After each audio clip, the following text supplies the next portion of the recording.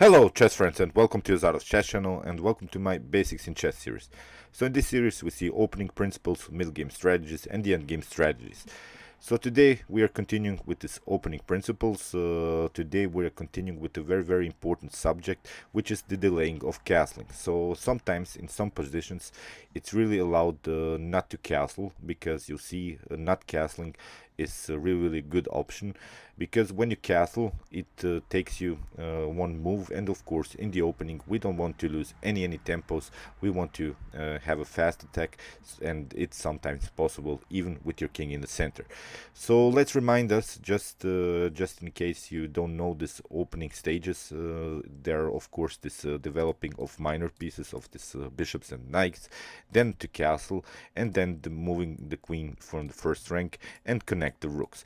So as said, in this video I'm gonna show you the possibilities in which you don't basically castle, in which you stay with your king in the center, but you have to be careful while staying with the king in the center, because it's only possible in these positions that I'm going to show you in the continuation of the video. Because we'll create now in the continuation sort of a mini series about the king in the center in the opening. So today we have this blocked pawn structure in the center position. So the blocked pawn structure in the center is this setup of pawns. You see this position in the center is really blocked out. So when that happens, you should sometimes, not always, be careful. As I said, you should consider the option to stay with the king in the center and try to create an early flank attack. Of course, from white's perspective, white will coordinate the attack on the king side here, and from black's perspective, black will continue here with the queenside attack. So when that happens, when we create a block pawn structure in the center, sometimes you don't have to castle. So basically we're playing with this without this stage of castling in the continuation of the game. So let's see now a couple of examples. Here it's a game played by Evgeny Tomashevsky against Alexander Morozovich, and here we have the king's Indian defense. Here after e5 we have d5, and now we have this blocked pawn structure in the center. The king is still in the center by white, and black has castled. You see, with the support of the c4, well, white has a really good central control. So these three pawns are really guarding the king here in the center. So here we should or could consider to stay with our king in the center and create an early flank attack with the move g4. So let's see how Evgeny Tomashevsky, also a strong grandmaster, did in the continuation of the game. Here we have a5, which is a common move in this line of the king's Indian. We have now g4, immediately attacking on the king side, which is really aggressive. There are some tactical possibilities here for black, and here knight on a6, also a common move with the idea to fix the knight here on the square c5. We have bishop on e3, with bishop on d7, now knight on d2, king on h8, and now bishop on e2. You see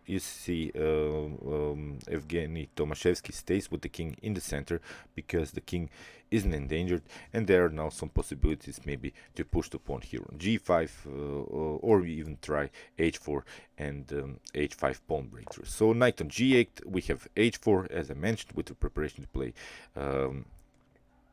h5, and here black tries the move f5, because as I said, black will always try to coordinate the attack in the king's Indian if we have this block pawn structure. So black is coordinating the attack on the king side because we have a direct pawn structure in the center, but this f5 weakens a little bit the king here after castling. So that's why here white simply took off the pawn on f5. We have g takes f5, and now e takes f5, knight on c5. We have now knight on e4, knight takes on e4, knight takes on e4, and now bishop on f5. And the position is now a little bit simplified, but you see black king is really endangered here, and here knight on g3 was played, bishop on h6. We have queen on d2, bishop takes on e3, f takes e3. And as I said, always in this basics in chess series, I'm not going to explain all of these tactical possibilities. I just wanted to say that here Evgeny Tomashevsky really delayed the castling. He played a really long period in the game without with the king in the center, and here after bishop on d7, now finally castling, which was really a great idea, I think, because you see we have now a weakened king.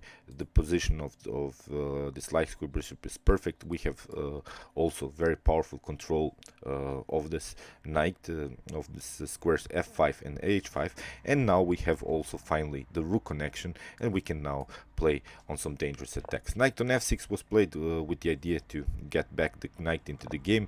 We have rook on f1, queen on e7, bishop on d3, and now b6, fixing the position on dark squares.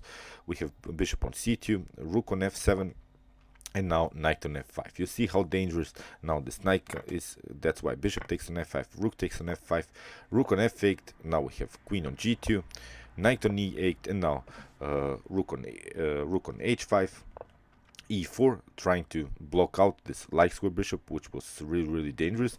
But you have opened now this very dangerous dark square diagonal. That's why rook on g5, we are not allowing some rook on g8 ideas. Rook on f2, but now queen on g3. It's not something dangerous so far. Rook on f3 was played. Here we have a queen on g2, and it's an equal position, but still I think black's king has more troubles than white's king, because of course we can always cover with the bishop here also on d1. Here queen on f6 was played, rook on g1, rook on knight on g7. We have rook on g4, rook on f1, rook takes on f1, queen takes on f1, queen takes, rook takes, and now king on d2, rook on f2, but now bishop, king on c3, and you see now the king has also very nice squares. This pawn is weak here on e4, and Evgeny Tomashevsky won the game eventually. And you see that was all possible because he didn't play on this kingside castling. He played a delayed queenside castling, and after the position got opened on the f-file, black had to bring all of the resources and trade it off, and here the e4 weakness remained, and it was an easy win. So let's see now another game. Here it's a game by these top engines, Leela C0 and Stockfish, and I've analyzed this game on my commented chess games played by computers a playlist, so I'll show you the link of this analyzed game. I've analyzed the whole game, but here we have again this block pawn structure in the center, so d4 e5, here e6 d5, and here after Stockfish played here the move knight on d7, here Leela played knight on b3, we have b6, and now c3, and here Leela c0 really fixes now the center. So again we have a strong center here. That's why it's possible to stay with the king in the center, because f6 and similar moves will even more weaken here the black's king in the center, and this potential c5 pawn breakthrough still has to be prepared. So that's why here it's possible really to stay with the king in the center. Knight on e7 was played. Here we have h4.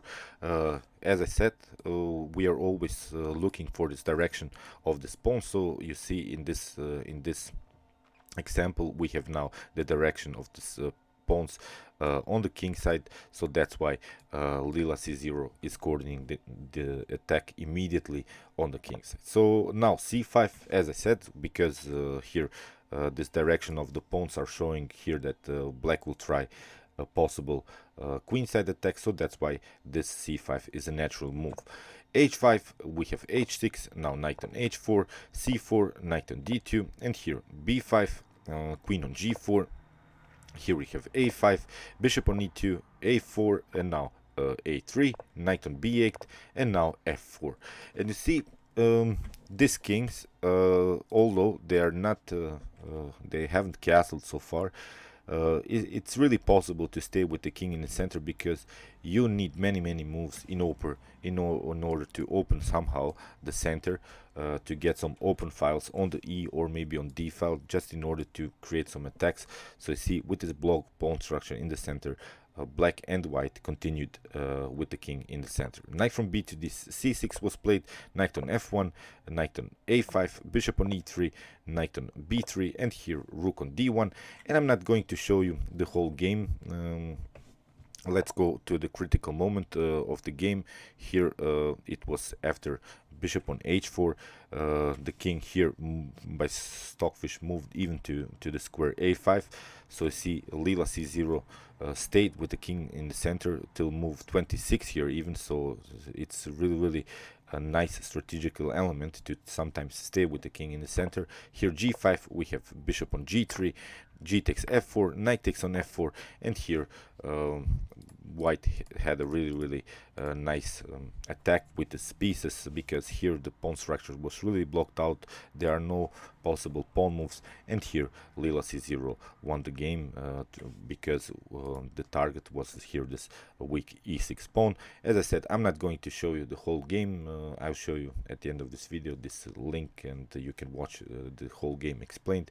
I just wanted to show you this strategical element. When we have this blocked pawn structure in the center, it's possible to stay with the king in the center and create an directed attack. So from in this example, of course, it was a kingside attack because we had this direction of the pawns on the king side. So let's see now another example, again a similar line with this King's Indian. Here we have knight on a6, again bishop on e3, knight on d7, and here a3 with the preparation to play the move b4, because you see white has really a very powerful center. This f5 problems, you see how f5 was really dangerous here to play from black's perspective. So here black tried to create sort of a blocking system on the queen side, because as I said, when we have this blocked pawn structure in the center, most likely that white will coordinate the attack on the queen side. So that's why this a3 is a preparation to play the move b4. But here with the knight on c5, black is trying to create at least some kind of a blocking system, not allowing some pawn moves immediately in this on the queen side. So c6, black is trying to undermine really white's huge space advantage that he has created with the move d5.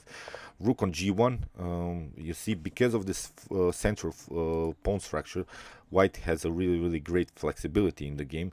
White can attack on the queen side and on the king side, and even with the king in the center. So rook on b8 was played, knight on d2, rook from d2 to c5, now rook on b1, knight on d7. You see, this king is perfectly fine here, because this f5 is the only move that can open somehow the position for the king, to open somehow the center and maybe try to create some attacks by the rook on the e file. But you saw this f5 move was also dangerous for black's king, because if the position here on the here on the g file opens, here we have also some discovered attacks by the rook on the king. So as said, here the king is really perfectly fine, because as I said, the only move that can open the position for black in order to attack white's king is the move f5. So it's even the best way here to stay with the king in the center. The king is perfectly fine. So queen on f3, we have knight on c5 and queen on d1, rook on a8, rook on g3, now king on h8, and now b4. Finally, now we have the queenside attack here, a takes b4, a takes b4, now knight on d7, here rook on a1, rook on b8, and now white found a really nice tactical shot. Rook takes on a6, we have b takes on a6, but now d takes c6, knight on b6, queen on a1. Here we have a queen on c7, but now c5, again getting a tempo. We have d takes c5, b takes c5. Now this knight comes on a very unnatural square, and here queen on a4. This is a really great attack here by white. These pawns are really paralyzing all of these pieces. Still, this f5 is not so powerful. Again, you'll just open the position for this rook on the g file. These knights are controlling the center very well, and we have also possibilities to maybe play the move bishop on c4. So here queen on a7 was played, here knight on c4, again of course with the preparation to play maybe knight on d6 or even knight on b6. Here bishop on e6 was played, bishop on d3, rook on d8, king on e2. You see white stayed here with the king really in the center. It's a great square here for the king.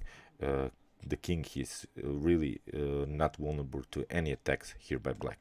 Knight on c7, we have knight on b6, bishop on f6, bishop on c4, bishop takes, queen takes on c4, and this knight is really paralyzing now all of these pieces over in black's queen side. Knight on e6 was played. Now again another very powerful outpost of the knight on e5, knight on bishop on g7 was played, rook on f3 with the attack on this weak f7 pawn, rook on e8, but now very strong move c7, which deflects now all of these pieces. Rook on b7 had to be played. Now the promotion, and here rook takes, knight takes on c8, and this was of course a completely winning endgame. Let's see the continuation. Rook on b2 was played, king on f1, and in this position black resigned, because in the next move we can move the king here to g2, and it's not a problem because you don't have any more some good checks. The queen is under attack, and the next move we can also fix the knight here again on d6. We're continuing the game with one piece up, and it's of course completely winning for white. So let's go back. As I said, these are the main elements of the opening. So first develop the pieces, then castle and move the queen from the first rank to connect the rook. Sometimes I've explained it in my previous videos in the opening principles, but as I said, when the position sometimes gets too blocked out in the center, it's sometimes really possible that you stay with your king here on the square e1 and move it maybe to f1, because you see when you castle you can lose sometimes one important tempo, and this tempo you could have used in order to attack your opponent immediately in an early stage of the game. And this king in the center, this delaying of castling can be really sometimes a really difficult strategical element to handle for your opponent. Okay, I hope you enjoyed this video. Meanwhile, you can watch this analyzed game that I've promised you, this Lila C0 against Stockfish. It was really great boa constrictor game played by Lila C0, and you can also watch my other basics in chess videos with some other opening principles, middle game strategies, and the end game strategies. And you can also subscribe to my channel if you like the content. Thank you for watching, guys, and chess is the best, of course.